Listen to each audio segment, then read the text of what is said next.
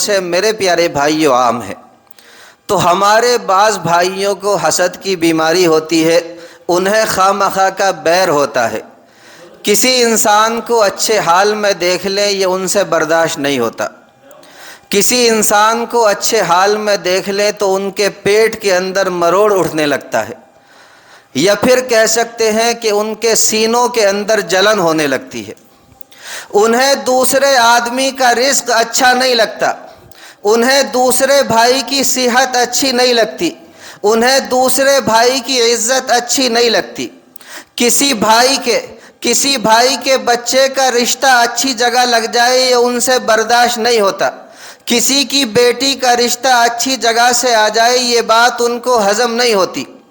کسی کا بیٹا اسکول کے اندر اچھے نمبرات سے پاس ہو جائے یہ وہ برداشت نہیں کر پاتے۔ اسی طرح ہمارا کوئی بھائی دیندار بن جائے، اسی طرح کوئی بھائی نیک بن جائے، یہ بات میرے پیارے بھائیوں ان سے برداشت نہیں ہوتی۔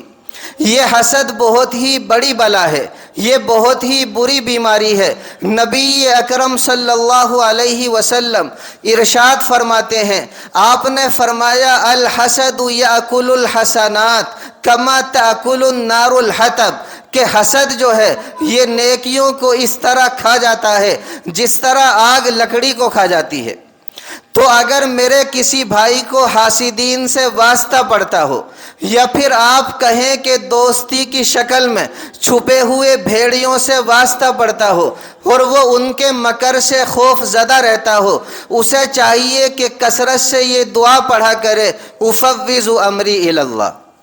اس کا ترجمہ یہ ہے کہ میں اپنا معاملہ اللہ رب العزت کے اوپر چھوڑتا ہوں، میں اپنا معاملہ اللہ رب العزت کی ذات پر چھوڑتا ہوں۔ یقین جانیں میرے پیارے بھائیوں، اللہ رب العزت اسے ہر طرح کے حاسدوں سے محفوظ فرما لیں گے۔